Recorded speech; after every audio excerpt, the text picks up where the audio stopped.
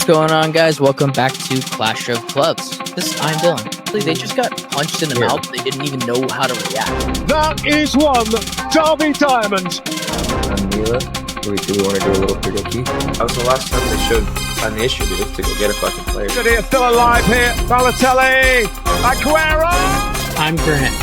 They're talking a lot about you 15. How will you respond 15? We downgraded from Peppa.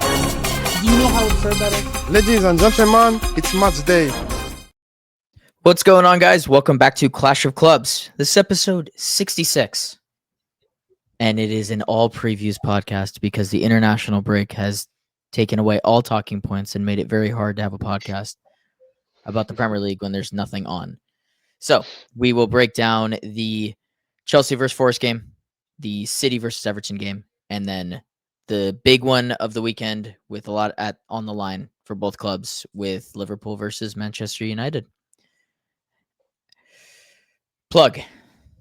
We are now at 67 subscribers, so I don't have to keep saying we are at 60. Yeah, we are moving up in the world, gentlemen. Please be a part of the gang to get us to 100 subscribers. We post daily content on pretty much everything, or close to daily at least, on YouTube and all socials. But let's jump into it. Chelsea take on Forest at 4:30 local for me, which is awesome. Love 4:30 games. I will not be waking up for this, but I'd love to talk about the implications of the match.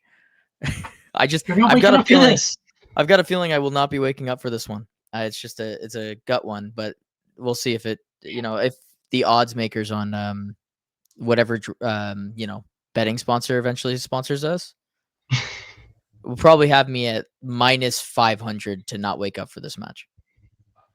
Okay. Yeah, I mean, if Ange stays in, he's been great to Chelsea. 4 meetings, 4 wins for us. So I'd love to see him there one more time. I was telling Mia before we started recording, but Deitch was the sort of name that came out during international break for if they were to fire Ange again. And the way I see it, as soon as those sort of reports come out, it's already done. It's just a matter of when.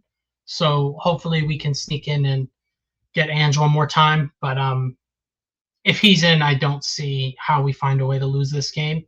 I know injuries have been pretty bad to us lately, but Tosin will be back. Trev won't be suspended. Fofana will be back. So we'll have center backs able to play at center back. I mean, there's still issues. Enzo came home early from international break, but I think we'll have enough.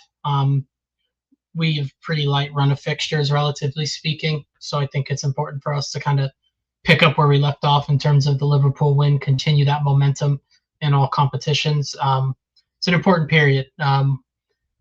Facing adversity, but it's better to face it now and know what we're made of than happens in March and we're not sure who we can trust, who we can rely upon. I think that past game against Liverpool, it showed a lot of character from some guys who weren't called upon too much yet this season. Guys like Hato came on to play center back. He showed it. He had a good performance out of position. Jamie Gittins had some positive stuff there against Liverpool, and then scores for the U21s or got an assist, I think. But guys are starting to step up. We need to continue to see that, and I think this is a good platform. Forest have been struggling. Not to say that the City ground is an easy place to go and play. They've still got guys. Gibbs White can make something out of nothing. Hudson-Odoi wouldn't mind another goal against us, I'm sure. But at the end of the day, I do think we should be able to take care of this. I mean, what sort of threat is there on paper other than, Chris Wood hasn't even been clicking like that, but what do you guys see from a threat from their team? I don't really see much, but the thing for me would be with all these injuries, you're going to have to rely on some people playing in positions that they're not used to or just not as frequently. And then on top of that, you don't have your manager for this game. So I forgot about that. Yeah. I was confirming it on my phone. I wasn't sure. But no, he got suspended, yeah. Yeah. So I don't know. I think it should be fine. One or the other of those things should be fine either way. But the fact that you have to lean on some less experienced players. He makes a good point with Chelsea tend to shoot themselves in the foot. So not a bad fear, whether it's Maresca being out or another guy getting a red card. Mm-hmm. we have been susceptible to errors of our own doing. So I think that probably should be the biggest concern for us, but surely not, right? They have Keep been the streak so going. bad. They have been so bad. Forest, yeah. I can't see a world where this doesn't go in Chelsea's favor unless like literally everything would have to hit the fan. They haven't won a game under Ange. That's got to be the biggest colossal downfall that isn't talked about enough, really, is how poorly this ownership group for Forest has gotten it wrong here. I mean, they were literally a decision day away from being in Champions League, right? Like they were right there. They were there all of last season. And then within the span of 4 months, they go and fire the guy that got them there. Brought in Ange, who clearly had shown that he wasn't capable. And now not even that, just totally contrasting styles of play. Yeah. Everyone was saying, we're not the only ones that said that as it happened. And again, Ange is fun. I think when he first got to Spurs, the vibes were top, right? Like those first 10 games where they were just flying and winning. It was great. So I think Marinakis probably thought can have sort of a similar impact. But when you just look at just style of play alone, oh man, it's night and day, right? Like I think Milenkovic is a really good center half, but in a high line Ange system, no, it's horrible that Nuno played to their strengths. We also talked about it last year, to be fair, where we were saying it wasn't sustainable, the style of play, just eking out 1-0s. You can't do it all season. And that's what happened to them. But I still think, to your point, Europa League for that squad after fighting relegation their first few years, it's immaculate. To get rid of him this early on is crazy. It is crazy, but Marinakis power trip. Power trip. That's crazy. I don't care how much money you spend on a footballing project. Like, I mean, if you just look at like a Newcastle, for example, they're currently doing it, but they have pedigree in that style of the last 10 years of being like in the Prem. Like this is a team that was newly promoted, just chucking money at it, and under an ownership group that just clearly is on a power trip at all times, and it's clear as day. Like you can't just. I don't even think Forest is his priority. I mean, I could be wrong with that, but I know he's an owner of Olympiacos as well. I'm pretty sure that's his main priority, right? They also have dealings in South America, so that's a whole other conversation about multi-club ownership. I think to your point, it's weird. A power trip. It's weird. I mean, the whole Morgan, everything that has happened at Forest, and I honestly just want to stick on Forest for a little bit because I do think that you guys are going to win this handily. It's just strange to me. I think that the idea of it's strange, and we'll get into other owners a little bit later, but just like the idea that they have enough power to where, I mean, if I was a Forest fan, I'd be pissed. Look, like Santos is literally the reason, the style of play, whether you like it or not, it got them success. And then to axe him in the way that they did, in the manner they did, is just so mind-boggling to me. And do it in the offseason. Yeah, I know. What do you do now? They're going to sack another manager within 2 months of each other? That's crazy. To be fair, they probably should, but I think they're probably just it should go downhill. Oh, we did it. We did it a few years ago. Yeah, but you guys you weren't. Yeah, you were higher pedigree. It's a disaster. It's a fully mitigated disaster, unmitigated disaster. And I think, they were saying it last year. Remember when Marinakis ran onto the field before the end of last season, berating Nuno from what it appeared? Yeah.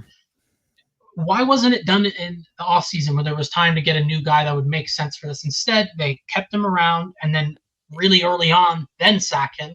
Yeah. And then you bring in Ange. And again, it feels like they're going to fire him at some point. Why didn't they just do it during the international break? It's tons of questionable decision makings, but they're compiling, right? Like it just keeps getting worse. You built the house on this pile of shit. Yeah. So it's going to be a rough year in that sense, but they still do have talented players, right? Like Elliot Anderson's breaking out for England now. Morgan Gibbs-White will play probably for England in the World Cup. If not, he'll probably be playing for a pretty big team at some point. He's capable.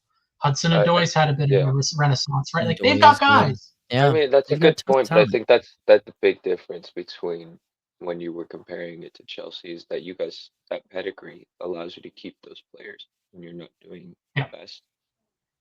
Yeah. They're going to lose most of these guys. Most of these guys don't want to play there. Morgan Gibbs-White already wanted to leave. I can't believe his whole what's going on in that guy's mind? He had Tottenham right there. He's going to be gone. Oh man, in January, right? Like he's got to be thinking, they fucked me. They fucked me here. Because now with his he was this close to a World Cup spot. He was this close to being in Champions League football right now for a team that's playing really well. And now he's got another manager. He could be on his third manager. and he just had to deal with it. It's crazy. Yeah, it's fucked. To be fair, I do think, like, let's just say in a month he's gone, they bring in Deitch. I think that's the right guy to balance the ship, right? But as we know, is he that guy to get you back to a Europa run or run at the European spots the way Nuno did? I don't think so. He'll be able to settle the ship, but essentially what he does will get you back to where you were. So you've just wasted this fantastic run back into Europe for a team with that pedigree in competitions in the past. Yeah, I mean, I'd be furious if I were a Forest fan, but you can only hope that you catch a heater in a cup run. I mean, Deitch in Europa League would be cinema. I'd be very intrigued to see that, see how that works. But you never know. I think that's definitely the right guy to salvage this, but he's salvaging the very mess that was created and could have been avoided. So it's true. Double-edged sword. Yeah. The only person that I truly feel bad for in this entire situation is Ange at this point, because I think that he just wants to be managing a top flight football and in the Premier League. That's what his goal has always been. And for someone to go in with that ideology and just take the next job, like he could have just taken a severance, right? And could have just laid back like Potter did and just relaxed for a little bit, taken his money. No, he jumped straight back in and took a squad that clearly was through some turmoil here. Now, I'm not saying that he's done the best job, but I feel bad for him. Yeah, he took the job. I feel bad for him in the sense of like he's going to get fucked here, and there's no way around it, and he knows it. He's already giving the like dead man walking quotes, and he's been in the job for 4 Has weeks. yet to look at the camera since getting hired. Oh, it's just I just feel bad for him. It's an awful stretch of, well, I mean, after he lifted a trophy, to be fair, but just like the last 12-ish months for him has been just a rough go at it outside of the trophy lift. I could be wrong. I feel like he's worked with Marinakis before, or at least Marinakis personally wanted Ange in because of their relationship. So I do feel bad, but at the same time, he fully knew what he was walking into. I think it's just hard for someone with that much pride and knowing that they're capable, like, oh, I can do this. And yeah, maybe that was the downfall. But yeah, it is a fucked up situation for sure, especially, I mean, Spurs last year is just such a hard year to measure in terms of tangible success, right? They finished 17th, but they won a trophy in Europe.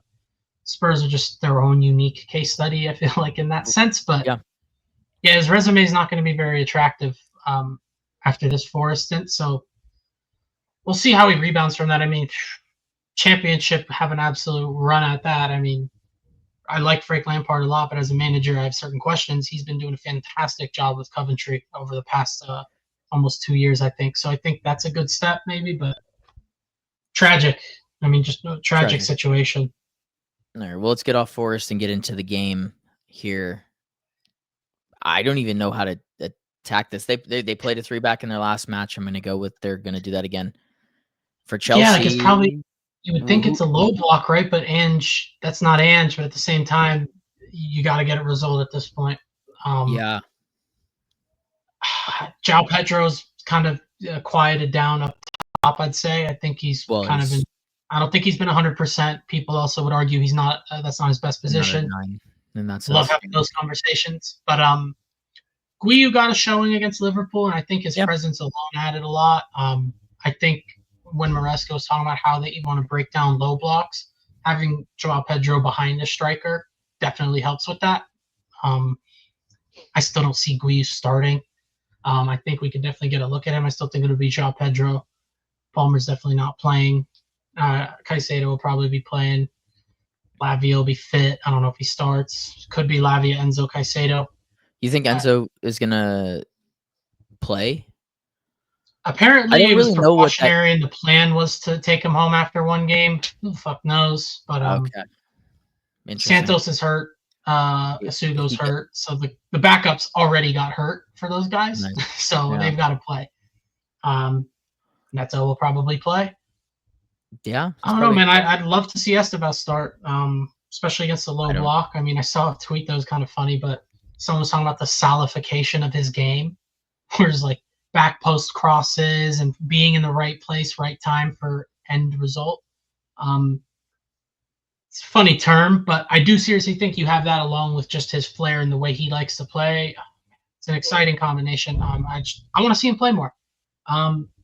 I just want to be able to get takeaways from some of the guys that we've yet to see, quote unquote, prove themselves. I think that'll be important here. But yeah, we should take care of this. Surely, I don't. The only way I could see is another fucking red card or stupid errors, giveaways. But we're very capable of that.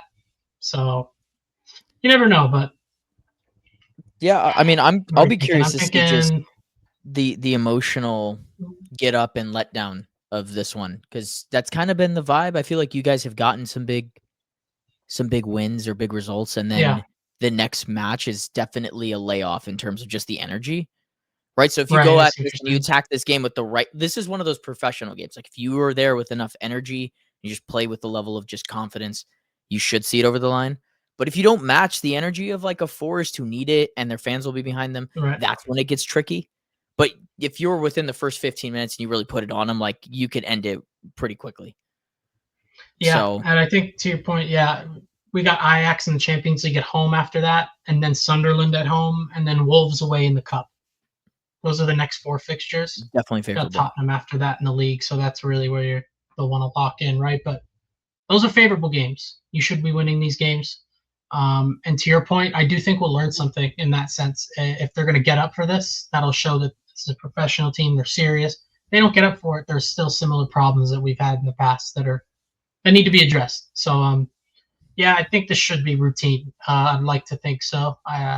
Especially with Champions League in midweek, Saturday early kickoff, get it done. I'll say 2-0. 2-0. Mila, is there any way Forest win this one? Dude. No.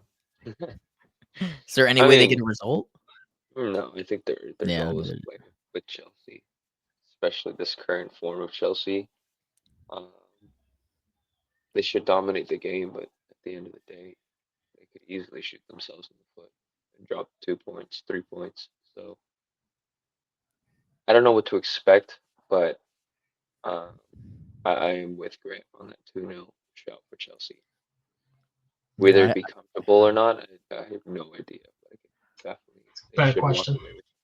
I was thinking comfortable 2-0 in my head. I don't even. You can't look at how they're playing and take them comfortably. That would just be a hate prediction, and our predicky counter is based off of integrity and always picking the right teams. I'm also going to go Chelsea. I'll go 3-1. I think you guys maybe get some juice after an international break, but they'll get some dodgy goal. Maybe it'll be early on, and then you guys just kind of dominate, similar to the way the West Ham match. Trying to claim a cross, perhaps. Chris Wood just scores a bike. That's how I see it going. Possible. Yeah, so 2-0 for the both of you, and then 3-1 for me. Super fun when the predicky counter lock it in. Gets a upgrade. Alrighty, moving on. Mila, no, the biggest thing. There's not a ton of talking points going into this that we haven't already hit, which is Holland good and Donnarumma good. Yeah, and then the biggest headline from this is that Jack Grealish doesn't get his return because he's alone. Right. Yeah. I'm just trying to see if they have any other big injuries. It's a cool little graphic, Dylan. No, it's not mine. So shout out to whoever I got. I know that. I still like it. I think everything should be pretty straightforward with this. We're in good form. They're in pretty good form as well, but losing a player, that's pretty important to that form. And we're getting an influx of players back into our squad. Roger should be fully fit. Marmoush should be back in the team, I think. Lucinov, Aitnori, all these guys should be coming back either this game or the next couple games. So that's the main thing to look forward to in these next games, I think. It's just the fact that we are playing well and now we're getting healthy too. So hopefully that maintains its pace and we can continue moving forward this season. Liverpool and Arsenal slowing down a little bit. And it's early, but this is fun for me. What do you guys think? They've got options still. They get Dewsbury Hall back in this one. I was going to say Dewsbury Hall will be playing. I think they go Dibbling and Dye, Dewsbury Hall with one of the two Chuckle brothers up top, and then whoever starts will get hooked at halftime, and then the guy who comes on as a sub will look good, start the next game, and the cycle will continue. But no, in all seriousness, they're definitely a lot more positive. I don't know about you guys. I don't see Everton in the relegation threatened category as I did in the past few years. Maybe it's the new stadium juice. Maybe it's just having more quality. But I think Moyes has kind of got them against settled, right? They're comfortable, and then they can start to build off of that. But yeah, you guys should be more than enough to take care of them. But at the same time, they've got so much individual talent. Like, I think match winner is a strong term, but like a guy like Njai can just pull something out of his ass. And that's not to say that's all he's good for. He's a quality player, but I think Dibling's really good. Again, we haven't seen much of him yet at Everton, so I wouldn't be too worried about him in this game particularly. But I don't know. I don't think they've got guys. Their midfield's physical. I mean, big meatheads in the back, so it'll give Holland at least. They'll make him work for it, right? You can see that issues may come up. Pickford could just have a blinder. It's never an easy game, Everton away, and especially at this new stadium, I don't think it'll be any easier. But City do have a way of sort of deading games, right? Even if it's 0-0 in the first half, they can just keep the ball for 10 minutes and really get a crowd to kind of quiet down and settle in. So I think that's probably their path to victory in this one. But really shout out also help. You're at home? Yeah. Oh, cut it out of the final, Edna. Yeah, in that case, it shouldn't be a problem, bro. No, it really should. City I'm starting Tarkovsky, though. You know how many headers he's going to get? You know how many aerial clearances he's going to get? Yeah. 0 against the most on-form player in footy right now. Well, he'll still get at least 6. I think I saw a stat that said that City are unbeaten in their last 17 against Everton. So I think the stat there, I'm just going to keep going with that one. I don't really have anything tactically on this one other than Grealish is out, and I thought that was the only way they could have won the game is if he played. Okay, I think here's a fun one. What's the over-under on City's possession? I don't really know how we're going to approach this. My assumption would be we just go right at the center backs the entire game because it's going to be Tarkovsky and... Is Branthwaite hurt? 1 second. No, yes, Branthwaite, yes. Is it? I think so. He's fit? I swear it's been I Michael was just Keane asking all if he was hurt. I have no idea. I don't think I've seen injury. If it's not, Keane it's and Branthwaite are shown. No, Keane went out at the 60th. Before Oh, okay. So unless he's back, if both they of just them have are a carousel of hurt players. I mean, yeah. At center If back? both I of didn't them even are know hurt, Branthwaite- then it's not looking good. Yeah, I don't think he's played yet this season. Up top. Has he not? No. Oh, that's tough for him. I actually like Branthwaite. So it would especially be... with Cole being out for the England squad. Yeah. They put... that would have been this time. Yeah, I mean they play just 3 brutes back there. I'm curious if they... Who did they move back there? It's probably O'Brien. O'Brien went to center back. Yeah, I was watching that game. Okay. That's what it was. Yeah. I think they might have thrown... I've seen Garner be playing a bit of left back. Garner's played left back. Or right, but yeah, full back, right. Yeah, they probably threw Garner out there, maybe even Irigabunam. I think a makeshift defense against Holland and Doku right now is going to be very difficult. It's not good. Yeah, that's a good point. They'll probably have a midfielder at fullback. Yeah. They want to soak up pressure too and just let us come at them. Then Doku's the guy to do that right now. I'd have to imagine that's their plan. And it plays right into our strong suits at the moment. So I'm not really worried about this game at all. To your point too, especially if a more Moosh can come back fit, I think that's another guy that really helps with low blocks, just trying to break a defense down like that. Under bastards. You guys shouldn't have any problems, bro. I'm feeling a 3-0, to be honest. Like once you kind of open the floodgates, if you get that goal in the first half, it'll be tough for them to mount anything back. They've been good, to be fair. Like no discredit to them. They are a good. Actually, City at home, plus stylistically how I see the game going, I can very easily see a 3-0 happening. Even though City has struggled for goals this year, Holland has. What's your prediction, Dill? I'll go 3-0. I'm gonna go 2-0. I think that Grealish has like the most expected assists in the league so far this year, and the fact that he's not playing means that I don't think they score. I was just trying to figure out how badly I wanted you guys. Like, I don't know how badly you're gonna bludgeon them, but I feel like they're just gonna 90 people in the box and try to just see out of. This is just them looking for a result, right? So Yeah. 2-0. There's a chance that Holland bags both and has 11 on the season already. Very possible. I think I want to say we'll keep the clean sheet, but there's a good chance that someone just scores a ridiculous banger. Talking like a I town was said. thinking either banger or transition 1v1. An Illiman and Die banger outside the box, top right corner. Yeah, that's always in the bag, especially against. Yeah, I'll go 3-0 also. I think 3-0. the clean sheet's a good shot for this. Bright minds think alike. So combined 8-0.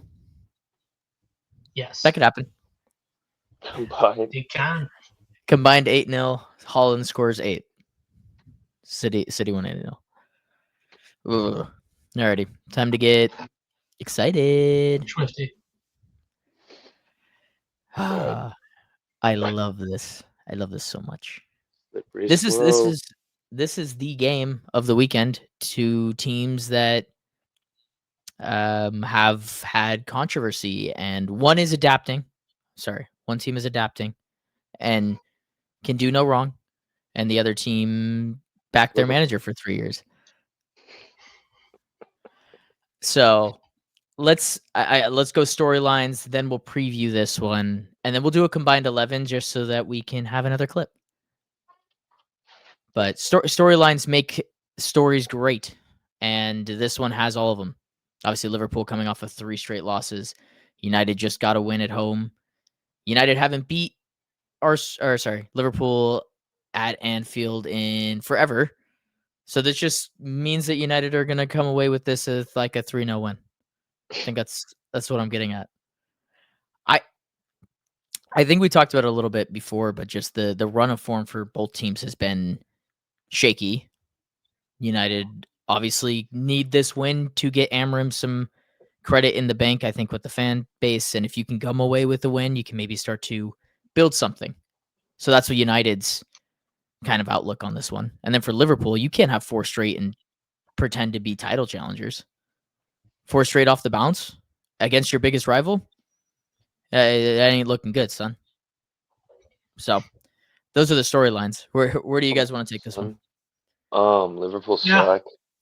Yeah, I agree with that one. Naturally. Yeah, no, I think this is huge for them, and I think having this pretty much marinate over the international break. Obviously, they've got a lot of guys playing for their countries, but as soon as they're back, that's like the taste is going to be back in their mouths, right? Of just those losses and how they've happened. It's tough to say make or break because it's not. But if they drop points at home to Man United, I think it'll feel like that to them, and that can really be derailing. I think this is the game where they step up and remind them, hey, like, we've got a season we got to snap back into. We need to remember what we're trying to do here, what we're here to accomplish. It'd be pretty funny if that didn't happen. But I do see them putting it together at least for this game. I think we've always talked about it, especially last year when United got into these big games. You throw form out the window for a rivalry game like this. It really just comes down to who wants it more, and to an extent. Obviously, there's tactics involved. There's all that shit. But rivalry games can get emotional. They can get chippy. So I think it'll come down to that type of stuff. But yeah, I think Liverpool probably take care of this. But I think it's not as interesting as the overarching discussion on kind of where we've gotten so quickly in the season, from winning the transfer window to title favorites in a lot of people's eyes, myself included. And you guys brought up great points when I said that it's not just going to gel right away. It's going to take time. It's not the right pieces, all that stuff. I still think there's time for those guys to come good. I don't think everyone they've signed is immediately shit and will never come back to it. But I think there's a lot more validity in your guys' points now that we're seeing it in practice. I was always confused by the fullback signings they made. Just to have two such forward-thinking guys, it didn't make sense to me from a balance standpoint. And we've seen Kirk as out of possession as that left center back at times. It's like that does not suit him whatsoever. That he's not going to do well in that position. That's not him. So kind of seeing the square pegs go into round holes, I'm starting to see it. Maybe it was the Klopp muscle memory because, again, Slot came in and almost controlled everything, and all of a sudden it's gone. Was he involved? Did he want all these signings? I don't even know anymore. But I think overarching point, like I said at the beginning, the goalposts got moved very early, earlier than I thought they would. From title favorites, they're going to do it all to, I'll give it time. Caicedo didn't get any time, right? None of these guys got time. No one gets time. Nobody gets time. So it's a stupid argument, but I think, again, you guys love to hear this. You guys might be right, too, with the media darlings. It's crazy because I've seen my club do very similar sorts of business from a different position. We weren't defending champions, but I've seen very similar deals get swung in a completely different light. Wirtz needs time. I rate him really highly. I've watched him with Germany enough times. That's a very good player. Yes, there's time to adjust. He shouldn't look as bad as he does. He should. So I don't get the switching of the goalposts. I think it's totally valid to say, oh, they've looked significantly worse than projected, but it can still improve and maybe they do get back to the title by the end of the year. I think that's totally valid, but to just completely go to defending and say, oh, no, it's fine. I don't get it. Like the Isak thing. Yeah, he doesn't look good because he hasn't trained for 2 months. All right, like it's a very simple answer, but just no one wants to answer it. It's kind of shocking to me. But is it? Again, they just I don't act like one thing happens, the other doesn't. The Isak point's interesting. I think if you're in the conversation for best nine in the world, you should produce like one of the best nines in the world. Like Mbappe got crapped on, and he had like 15 goals in like the first 4 months of the season, and it was like had a bad I think season. that's standard for Mbappe is different than the standard. But it shouldn't be. That's my point. He went for 150 million. We can't have that conversation anymore. That the standard's different because it shouldn't be. I personally think, and again, I've never played at a level to say this from personal experience, but from what I'm hearing, like when you go train by yourself, you're not training with anybody else. You can't simulate game actions and that type of physicality. So I'll give grace for that period, but again, I don't think that it explains. But him less supposed to have the best midfielders in the world behind him, and it's the thing. That's where that's a more valid argument. So it's because I'm seeing them, they're blaming McAllister for the issues. They're just trying to find someone to blame and scapegoat. I don't think it's one of those. I think it's not a mess, but it's a lot of new pieces that are not in the right spots. That doesn't just fix itself, especially when certain guys come in with certain expectations. Like, I'm sure both Frimpong and Connor Bradley probably thought they'd get a really good shot at that starting right back spot. One of those guys' expectations is now different. A lot of guys came in expecting one thing, and now all of a sudden it's completely different. I think that can affect you, right? There's just so many different moving parts there. And would you guys say this is the first time Slot's really faced adversity since getting the job? Yeah, it's not really facing it right That's now. a lot for him too. This is a whole new scope compared to Feyenoord, right? Like, it's a lot of people experiencing something new like that with a huge magnifying glass on it. So as someone who doesn't hate them nearly as much as you two, I'll kind of let it play out for a little bit and see what's what. But you guys aren't far from it. I mean, I don't think, obviously you're stretching a little bit for the fun of it, but there are What are we stretching? I don't. Not stretching it, just how much you guys hate them. But no, alarm bells are definitely ringing. I know they are. I look at how we talked about it on the last pod, just real quick, because I don't want to forget it, but look at the way they ended that game against you guys. Look at the lineup. Look at who they put in those positions. Same with us. If that's the case, they have a lot more signings to do and a lot more money to spend, and the magnifying glass is only going to get more zoomed in. They're going to put a lamp behind it, and it's going to start to burn a little bit. So it's like, fuck them. They dug themselves this hole. Like, at the end of the day, I have no remorse for this fan base or this team because they do this themselves. We're on the same page there. But yeah, I don't think we're stretching it at all, though. I think this is just how we see it, and You're earlier. It's playing it out the way we You were earlier than me, that's for sure. And to be fair, I do think I'm reactionary. But if you gun to my head, who's winning the league? It's not Liverpool. I think the public eyes probably seen that. But again, in 2 weeks that can change, at least in my eyes, in terms of who's the favorite. I don't think there's one overheaping favorite, and I think I said that when I said Liverpool were the favorites. But if I had to say, probably not anymore. They're not filling me with confidence. No, things change so quickly though. If you at that big end of the transfer window, you probably would have said that they walked away with the 2 best signings the window. And now, based off their poor performances and not living up to that money expectation, they're not. I'd probably say that Donnarumma has been one of the best signings of the window, especially in the Premier League. Just what he's done since coming into the team. I think Ekitike would have been high on that list if Isak never if he played. That's they kind of shot themselves in the foot with that. Yeah. So, and we always talk about pathways. I sent you guys an article about our fucking loanees and everything, but that pathway is going to be tough to get through when Isak's 25, 26. Isak's not an older guy. When he's playing this shit. Not when he's meant to be there for a long time. Yeah, so again, I'm all for it. There's competition. There's time for everybody to play. I'm a big proponent of that point, especially with the Chelsea squad, right? Number 9, I feel like, is a little different, especially when you break a transfer record to bring one in.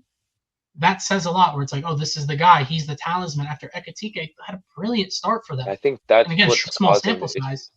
Also, is a major part of one of many. Maybe guys are the guys that were brought in for such high price tags are getting outperformed by guys that don't even come close to that. Yes, Ekitike was 80-90 million, but it's little over half of what they paid for Isak. Crazy. When we were scoffing at what they paid for Ekitike, they didn't start Wirtz. They went back to what they knew. And again, even then, I mean, that's my point. Chiesa's been pretty decent this year. He's yet to get a sniff of a starting lineup. I mean, maybe in a cup game or two, but no serious games. Right, he can't because Salah is Salah. He's going to be there, but again, he's had a tough year. He hasn't contributed to 70% of their goals. I think that's a lot of what I didn't like about last season too, and the slot praise is that Mo Salah just produced one of the best Premier League seasons ever. And I'm not a huge fan, but even I can come and say and respect that season he just produced and say 28 and 18 is 28 and 18 from out wide. That's absurd. Yes, the coach just did come in, and we weren't expecting that level of success, but he did have a generational player for that season. So for this expectation to be so high for him going into the next season, I don't really agree with that, and I think we're kind of seeing that now. Yeah, you guys are looking smarter and smarter day by day on this topic. I'll definitely give you that credit. I mean, you called it way earlier than me. But again, it is still so early in the season.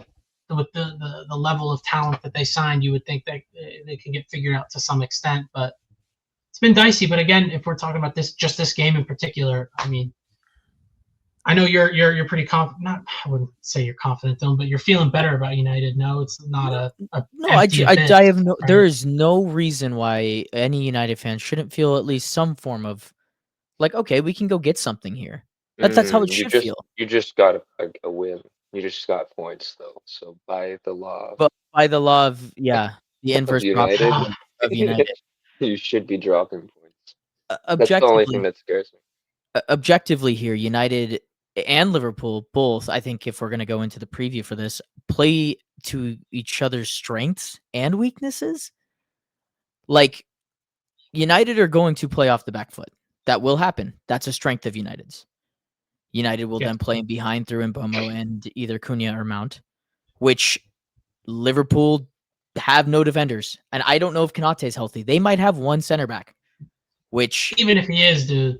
Even if he is, he hasn't been great. And look, Sesko's found some form here. So if you were looking at the striker matchup, Sesko he's the best 9 currently because Ekitike can't get a sniff.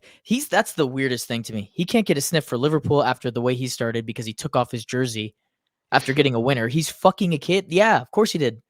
And then for France, Mateta started over him today. And look, I like Mateta more than the next guy, but what? The kid Not is more just than me, getting, Dylan. he's just getting shafted. I don't even know what's going on. There's a chance he starts in this one, but it's politics at the end of the day. Isak was 140 million. So he's gonna start over your 80 million pound We'll get more of a striker. chance. Yeah, I don't know. I just think that this game plays to both team strengths. Like Salah going at Luke Shaw for 90 minutes. Yeah, that's a strength. That's a +1 in Liverpool's cap. I think that they don't play with the midfield. So both teams don't play with midfields, and that means that both teams are going to just kind of basketball match it a little bit. Wingbacks are going to be wingbacks. I think the overload of Ahmed and Mbumo against Kirkez or Robertson feels pretty safe to me. You know what I'm saying? Like both teams are not going to do anything. The out ball, Yes. I feel like United always have had that out ball when they're defending deep. There's that one switch across and Mbumo's in space. Yeah. It's about how you execute in those. But again, Right. from a United perspective, these guys have been in these situations in game more and more. They're going to understand each other more and more. You're more confident that someone will do the right thing and end up putting a chance away. Hopefully. The chances will definitely be there to your point, and especially if the game stays close in the second half, it can turn into basketball. I mean, even if it doesn't stay close, I think Bournemouth are probably a better side than you guys currently. But that opening game, they were down 2-0 and boom, they're back, right? Like it didn't take much. It took a moment of brilliance, but I think you have enough quality. I think Mbumo can pull something out of his ass. I think Cunha can. I think you have enough talent there to when those opportunities present themselves, you can take advantage. But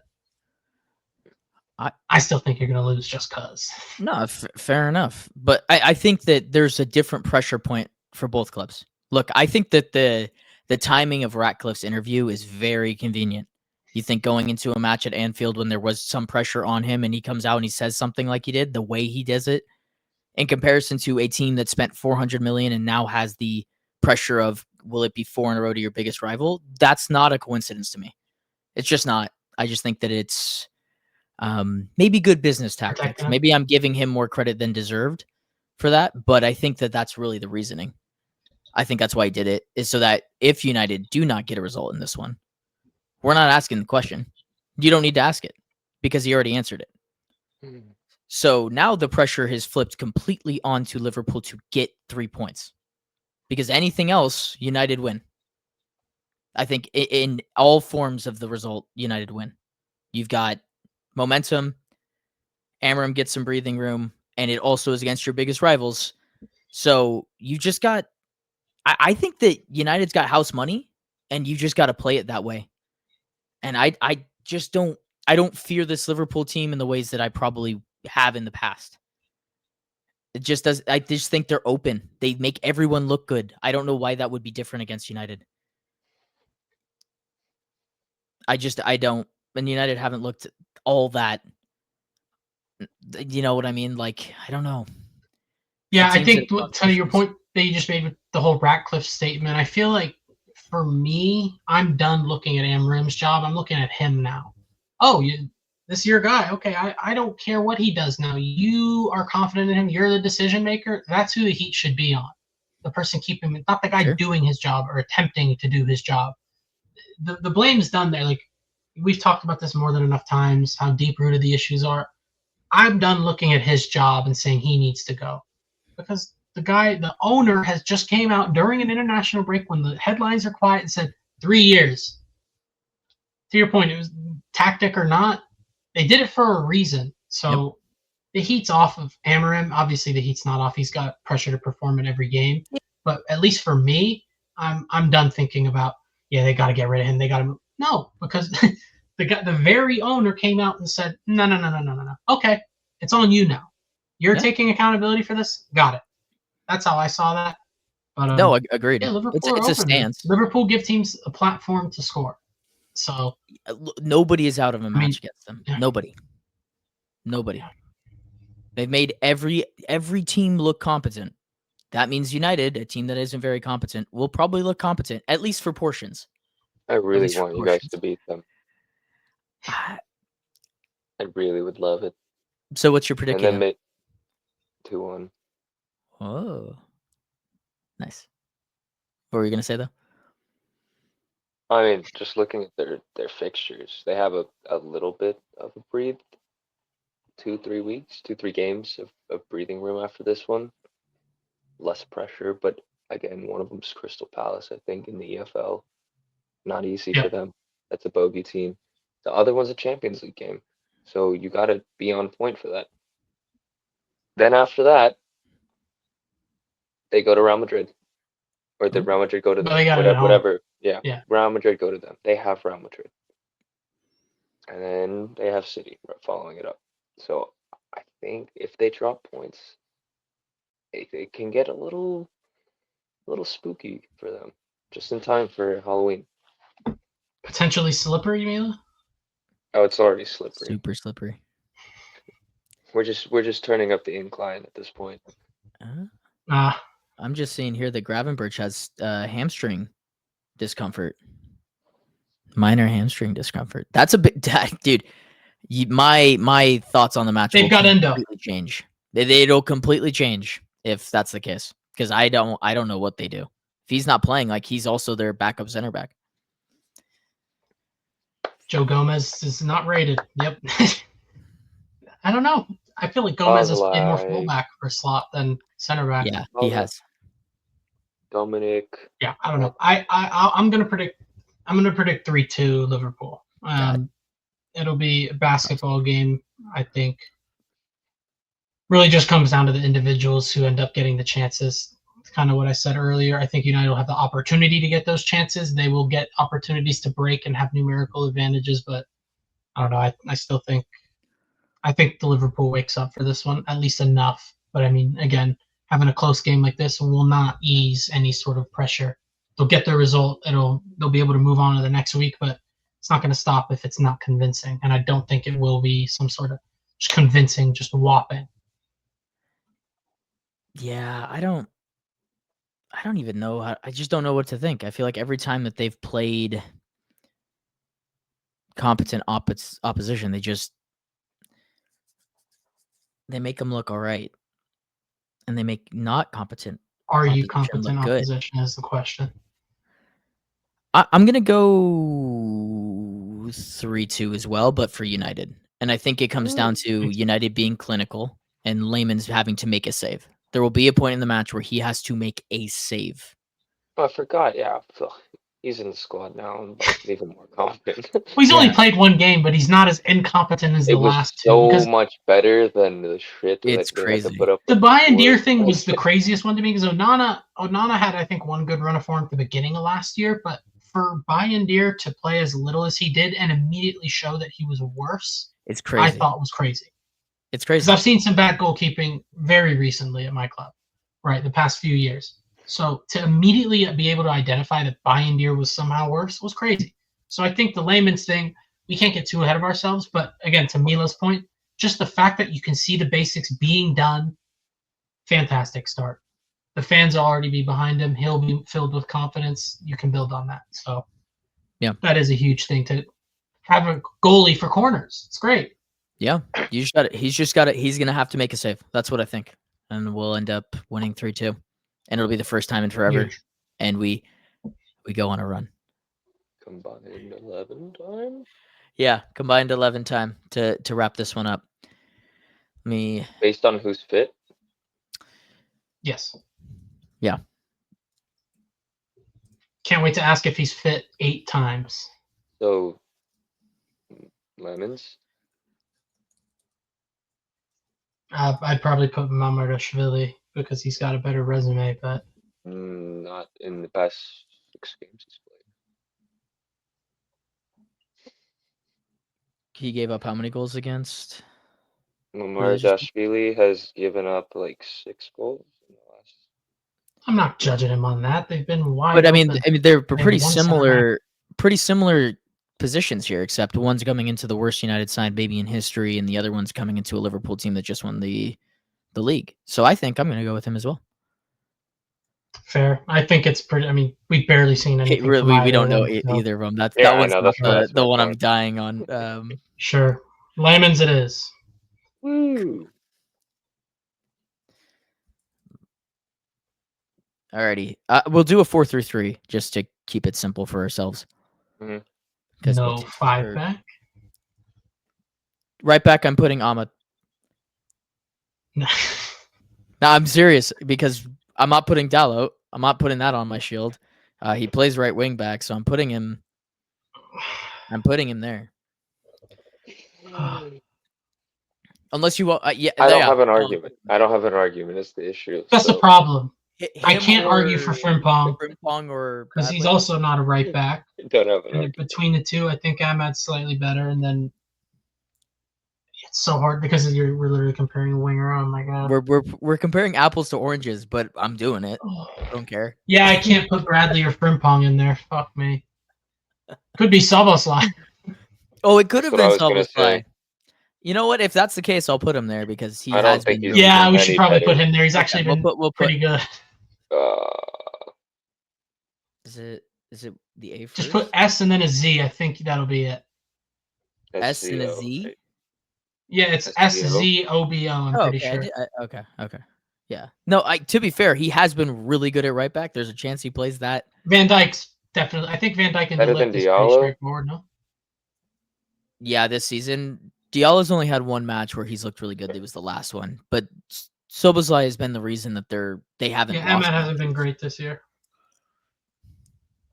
The midfield's going to be a disaster here too. We're just going to roll with it. The other one's De Ligt, right? Yeah. Dutch boys. Yeah, but one of them can't get a call up because Coleman doesn't like him. It's crazy. Roberts. It's crazy. I don't even know for left back. Left back. Dude, Okay. again, another one where I literally could pick anybody here. It would Put have to Dorgu, be, bro. Fuck no, it. it would have to be Dorgu, yeah. Okay, we'll go Dorgu. Yeah, No, this is it a is wicked amazing combined either, 11, but- bro. It's interesting because they haven't, and they're still near the top of the table. And I'm Well, still Gravenberch, put him in the middle. Gravenberch Yeah. would still be the 6. I don't think he's been as good as he was last year, but I still think he's been very good. I mean, he's still a quality player. I'm gonna put Bruno in here. I know he's missed 2 pens, but he's still been. I think on merit Above you the can put average. Bruno just like we would put Salah. I think I could. Who's the third midfield? For striker. Just McAllister's been terrible. Casemiro. Casemiro's been good lately. We've only won the games that he's played in. I think we have more wins than losses. Who are you putting in there instead? Surely not. Mount. Fuck, dude.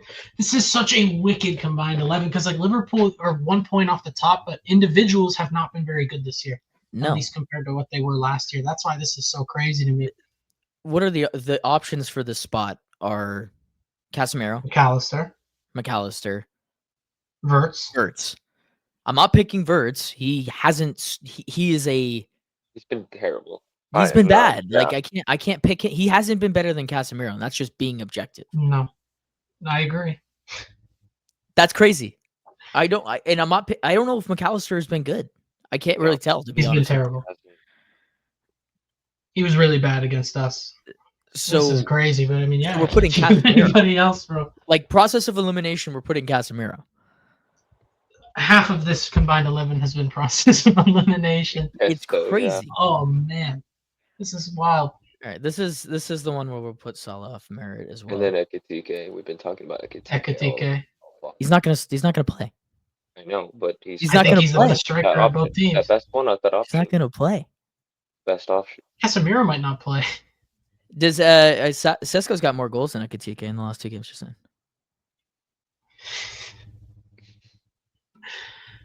Who are This is left? Gakpo. This is Gakpo. Yeah, we are. I don't agree with the Ekitike shot because he's not playing, but I'll let you guys have this one since I got Casemiro. I just think we were praising him all freaking. No, and he deserves to be praised. He's just not gonna play. A combined 11 between the He's two just not gonna teams. play. We should have signed you, brother. I'm sorry. Dude, they just robbed Newcastle, and Newcastle is gonna end up with the best striker of the bunch, I guess. Yeah, they're winning that. I'm a big Voltamata fan. He's been great. But that's our cup. Oh my God, we're Frankenstein. Yeah, that'll be a good thumbnail. That'll be a great thumbnail. Holy Not even clickbait. gross. Just to be fair, that's literally. I don't actually think we got anything wrong there, except for like this is like a okay. This Sure. is funny. These two have been the best center backs of the bunch. Again, another one where I'm like, sure. This is the only one for sure. United midfield, hilarious. And then Salah and the Liverpool bunch. But these two are the reason that Liverpool have been as good as they've been. So they deserve to be in that for that reason. Mhm. That's fair. Cool. Get rid of that crap off my screen. But I'm good to end it here if you gentlemen are. Yes, I sir. placed. Cool. Well, in the next one, United will be winners at Liverpool. The predicky counter will get much better. Someone's getting a predicky this weekend. I've got a good feeling about it. I'm getting 3. Well, if anything, we're less likely because me and Mila were on the same for 2 of them. But you know what? No, I think we're onto something, Mila.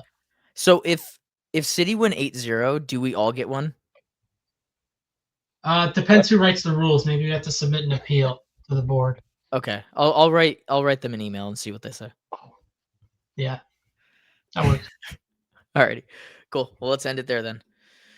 From myself, Mr. Mila, and Grant, we have been Clash of Clubs. This has been episode 66, and we will see you guys in the next one. 2 words for him. Different gravy. Glorious goal! Wreathed in red. We're really seeing the most extraordinary finish here. On this day of days, has he delivered? Just magnificent! Potentially life-changing! That's football. Minute you let it under your skin, then you begin to make it better.